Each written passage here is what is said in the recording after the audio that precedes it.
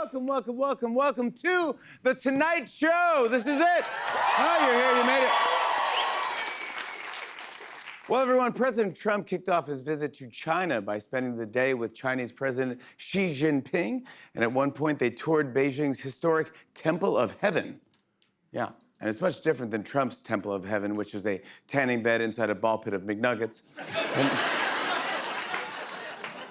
Can we see a photo of China's Temple of Heaven? Yeah. Trump saw those stairs and was like, "You gotta be kidding me, bud. You got a nosebleed." She's just H-ping. That's a lot of stairs. Right away, he was like, "You have one of those stair jazzies?" Meanwhile, both leaders sat down for a 2-hour meeting, and President Xi said that U.S.-China relations will be defined by stability. Yeah, because when you think of Trump, you think stability. Yeah. Yep, President Xi talked about a future where China and the U.S. can work together, first with President Trump and eventually with President Spencer Pratt. Of course, one of the big topics the president discussed was Taiwan. And then Pete Hegseth leaned in and said, "I want to tie one on right now." Come on, that's not... Come on. Yeah, but President Xi said that the U.S. and China should be partners, not rivals. And Trump took it a step further and said, "I think of us as dictators with benefits." Meanwhile, the White House said the focus of Trump's visit should be the 3 T's: trade, technology, and Taiwan. We actually got audio of the 2 leaders talking about them. Listen to this. President Trump, it's time to discuss the 3 T's. Trump, Trump, and Trump. No. Tic-tac-toe. No. TikTok, Temu, and Tinder. No. Tostitos, Takis, and Tater Tots. No. Tim Tebow, Tina Turner, and Timothy Chalamet. No. Tim the Toolman Taylor. No. Thomas the Tank Tension. No. Kim Courtney and Chloe. Wrong letter. Tony, Tono. No. Taylor, Travis, totally invited to their wedding. Really? No, sad. Maybe we should move on. No, I know it. Trade, Yes? technology, Yes? and Taco Bell. Close enough. Yay! It's interesting how they got to... Close. Did you see this? Apparently, Trump might issue 250 pardons to mark America's 250th anniversary. Trump said, "Not to worry, they're all turkeys." Gobbles, waddles, Mr. Beaks, you're free to go. Some more political news. Trump just demanded that a Republican staffer, Robert Karam, be fired for making Mitch McConnell look out of it during a Senate hearing. Here to discuss this is Robert Karam's lawyer, Stuart Anders. Thank you for being here, Mr. Anders. Thank you. Thanks, Jimmy. Jimmy, I just want to say right off the bat, my client did not make Mitch McConnell look, quote, out of it. Okay. He just happened to notice that Mitch McConnell was giving mummy on weed gummy.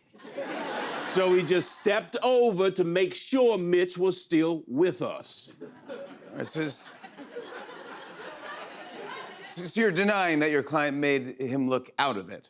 Oh, categorically. I mean, sure, my client looked over and thought, man, Mitch McConnell looks like a turtle got into the Benadryl. But he didn't say it out loud. Yeah, but you just did. Prove it. Now, look, if my client inadvertently made Mitch McConnell look like a grandfather clock stuck in the middle of a rave, we will own that, but he shouldn't be fired over it. I think you should probably stop talking. I don't think you're doing your client any favors. You're making it worse.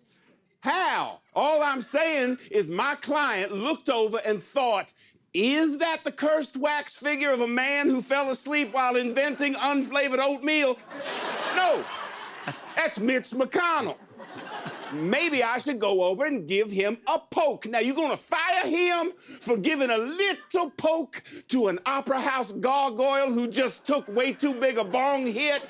That don't make no sense. Not to a Victorian undertaker who just crawled out of a tauntaun. All right, that's enough. Robert Karam's lawyer, everybody. Just stop talking. Is it hot?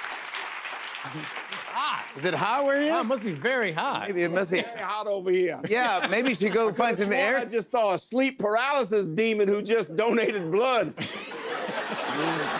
Stop saying what he looked like. Look, All I'm saying, man. Yes, I know, I heard you. No, is that if you run into a busted Chuck E. Cheese animatronic. All right, thank you. No, we're good. Thank you. Just please, Lee, just go get some air conditioning. Well, finally, listen to this. Due to weight loss drugs like Ozempic, people are eating out less.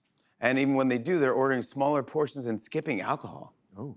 Yeah, it's already affecting the restaurant business. I'll show you what I mean. For instance, Chipotle always has chips and salsa. Now they're offering chip and salsa. You see what I'm saying? Yeah, Olive Garden used to offer endless soup, salad, and breadsticks, but now they're offering just that weird pepper from the salad. Little peppercini. That's all. Yeah, that's all they're offering. Yep. And lastly, KFC is known for their 8-piece buckets. Now they're offering 1-piece thimbles. There you have it, everybody. We have a great show. Give it up for the Red Dot. See the biggest and rocket, my favorite cartoon. After marriage, the honeymoon. Well, me on mine, just gag me with a spoon and tell me who loves Popeye out of Sagoon. What a show we have for you tonight. He is the co-anchor of Weekend Update on Saturday Night Live. Yes! Ow! You can now see him in the new movie, The Breadwinner, which is in theaters May 29th. Colin Jost is here this evening. She is a very talented actress who stars in the new movie Jack Ryan Ghost War, which begins streaming on Prime Video May 20th. Sienna Miller is joining us. One of my all-time faves. All-time. Love it. And we have great music tonight. Oh my goodness, from AZ and Nas! Oh! AZ and Nas, come on! What a show. Hey guys, it's time to play the world's simplest game where I ask audience member one trivia question, and if they get it right, the entire audience goes home with a prize. It's time to play one answer only.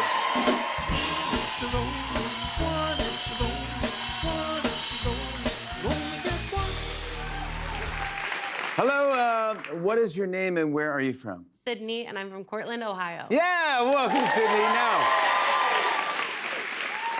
okay, you heard the rules. I will ask you a single trivia question and give you possible answers. If you guess correctly, everyone in our audience wins a prize. It's that easy. Are you ready to play? Yeah. All right, here we go. Here is the question. This sequel about the fashion industry was just released and stars Meryl Streep, Anne Hathaway, and Stanley Tucci. Is it A, Mortal Kombat 2? Is it B, Sheep Detectives? Is it C, the Super Mario Galaxy movie? Or is it D, The Mummy? Or E, Air Bud? F, Air Bud Strikes Back? G, that hopping light from the Pixar intro? H, the Berenstain Bears? I, the Berenstein Bears? J, the character Bosch? K, Bob's Discount Furniture and Mattress Store? L, the website Temu? M, Harold Potter?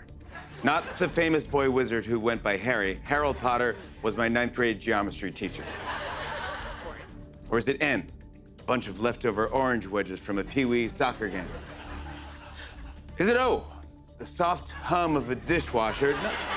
Not loud enough to interrupt anything, just a steady, low reminder that something in your life is being handled without your input. You did your part by rinsing the dishes, and now it's up to this machine to ever so quietly finish the job. Is it P, a waiter who sees an empty plate and says, guess someone didn't like their meal? Oh, sorry. We'll be right back after this brief message. Hello. Proper desk posture is incredibly important.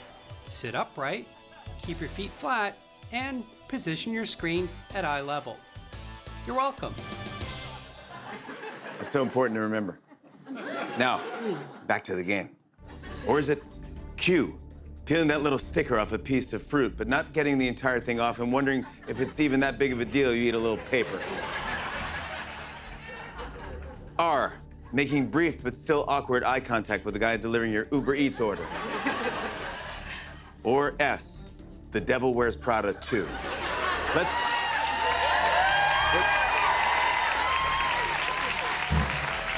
Let's put 45 minutes on the clock, but if you know the answer, you can answer immediately. S. Judges?